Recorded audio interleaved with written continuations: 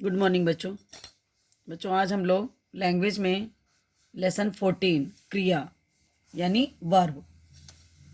क्रिया शब्द से अभिप्राय है कार्य का करना या होना। क्रिया में के बिना वाक्य की रचना बच्चों संभव नहीं होती है ना। वाक्य को अगर हमें पूरी तरह से अच्छा, सार्थक और महत्वपूर्ण बनाना है तो उसमें ये क्रिया की महत्वपूर्ण भूमिका रहती है। क्रिया को करने वाला कौन होता है? कर्ता। आपके पास देखिए बुक में ये सामने उदाहरण दिए हुए हैं। जैसे वर्षा हो रही है, सूरज निकल रहा है। तो यहाँ पे ये आप दो देख रहे हैं, वर्षा हो रही है और सूरज निकल रहा है। ये जो क्रियाएं हैं ये क्या है? ये किसी के द्वारा नहीं की जा रही हैं, अर्थात ये प्राकृतिक क्रियाएं, ये स्वयं से स्वतः ही उत्पन्न संपन्न हो रही हैं। और ये देखिए इधर जैसे आशीष किताब पढ़ रहा है ना। मोक्ष और रिदम फुटबॉल खेल रहे हैं। तो ये जो क्रियाएं बच्चों यह कर्ता के द्वारा हो रही हैं। तो कर्ता इसमें कौन है?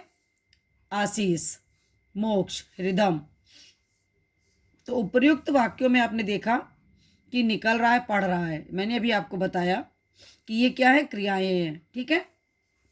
जिन शब्दों से किसी कार्य के करने या होने का बोध होता है उसे क्रिया कहते हैं। क्रिया का जो मूल रूप होता है उसको धातु कहते हैं।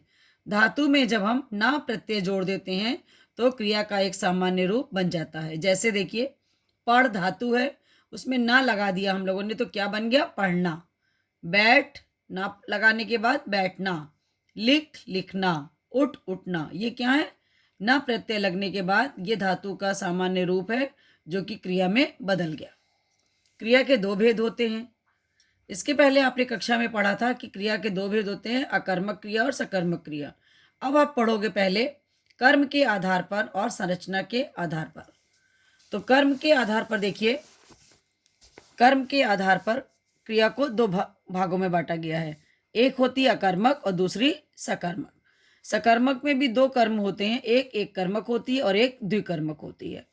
तो अकर्मक क्रिया जो होती है बच्चों, इसमें कार्य का जो प्रभाव होता है वो सीधा किस पे पड़ता है? कर्ता पर पड़ता है, इसलिए वो अकर्मक क्रिया होती है। जैसे अंचल दौड़ता है, तो क्या या किसको लगाकर जब हम प्रश्न करते हैं तो हमें उत्तर अगर नहीं मिलता है तो इसका मतलब है कि उस वाक्य में अकर्मक क्रिया है।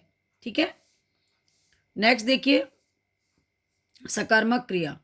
जिन क्रिया शब्दों से कार्य का फल जो होता है कर्ता को छोड़कर कर्म पर पड़ता है वे सकर्मक क्रिया कहलाती है। जैसे देखिए हलवाई मिठाई बना रहा है, तो यहाँ बना रहा है जो क्रिया है, तो अब ये कौन बना रहा है ना। तो ये आपने देखा यहाँ पर कि उपर्युक्त वाक्यों में बना रहा है, सींचता है, क्रियाएं हैं। तो इनके साथ लगे शब्द मिठाई और पौधे क्या है बच्चों? ये कर्म है। तो यहाँ पर क्या हुई? सकर्मक क्रिया। इसको हम कैसे पहचानते हैं? क्या या किसको लगाकर प्रश्न करते हैं। तो क्या बना रहा है? मिठाई बना रहा है। तो मिठाई क्या है? कर्म है। उसी प्रकार से देखिए इसमें सकर्मक क्रिया के दो भेद अभी आपको मैंने ऊपर बताए थे, एक कर्मक और द्विकर्मक। जिसमें एक कर्म होता है वो एक कर्मक। जैसे माँ ने खीर बनाई। द्विकर्मक में जिन क्रियाओं के साथ दो कर्म होते हैं वे द्विकर्मक होते हैं। अब आपके पास नेक्स्ट है संरचना के आधार पर। तो संरचना के आधार पर बच्चों क्रिया के 5 भेद होते हैं। सामान्य क्रिया, संयुक्त क्रिया, नाम धातु क्रिया, प्रेरणार्थक क्रिया और पूर्वकालिक क्रिया। सामान्य क्रिया में जहाँ पर केवल एक ही क्रिया का प्रयोग होता है वो सामान्य क्रिया कहलाती है। माँ ने खाना बनाया। संयुक्त क्रिया में जहाँ दो या दो से अधिक क्रियाओं का एक साथ प्रयोग हो वह संयुक्त क्रिया कहलाती है। जैसे दादाजी तीर्थ यात्रा करके लौट आए।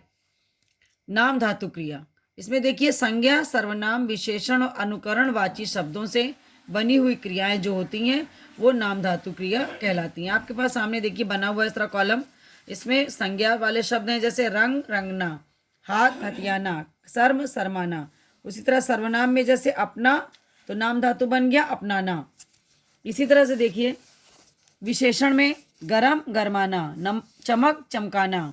अनुकरणवाची शब्द ऐसे होते हैं देखिए थप थप थपथपाना, टन टन टनटनाना। तो ये हो गए आपके कौन से? नाम धातु क्रिया। नेक्स्ट है लास्ट इधर प्रेरणार्थक क्रिया। जब कर्ता स्वयं क्रिया नहीं करता है और दूसरे से करवाता है, प्रेरित करता है, तो वो क्रिया क्या होती है? प्रेरणार्थक क्रिया कहलाती है। जैसे माँ दादी माँ से पैर दबाती है। ठीक है। नेक्स्ट देखिए, प्रेरणार्थक क्रिया में दो होते हैं, एक प्रथम प्रेरणार्थक और दूसरा द्वितीय प्रेरणार्थक। तो जैसे शब्द है आपके पास क्रिया पढ़ना, तो पढ़ना का प्रथम क्या बना? पढ़ाना, और द्वितीय बना पढ़वाना। रोना, रुलाना, रुलवाना। ठीक है। नेक्स्ट देखिए लास्ट, पूर्वकालिक क्रिया। मुख्य क्रिया से पूर्व यदि कोई क्रिया अन्य क्रिया हो चुकी होती है तो उसे पूर्वकालिक क्रिया कहते हैं। जैसे सचिन खेल कूद कर थक गया, तो यहाँ पर देखिए थक गया क्या है और सोने गया, ये मुख्य क्रिया है ना। तो खेल कूद कर तथा खाकर क्रियाओं में हो चुकी हैं, ये पूर्वकालिक क्रियाएं हैं। जो मुख्य क्रिया से पहले कार्य हो चुका होता है, क्रिया हो चुकी होती है, वो पूर्वकालिक क्रियाएं कहलाती हैं। ठीक है। पूर्वकालिक क्रिया बनाने के लिए हमें मूल धातु में कर या कर के शब्द लगाया जाता है। ये बच्चों आपका ये लेसन कंप्लीट हो गया, हम लोगों ने एक्सप्लेन कर लिया। आप भी इसको पढ़िएगा और इसके बाद आपको इसकी हम एक्सरसाइज बाद में नेक्स्ट पे कराऊंगी।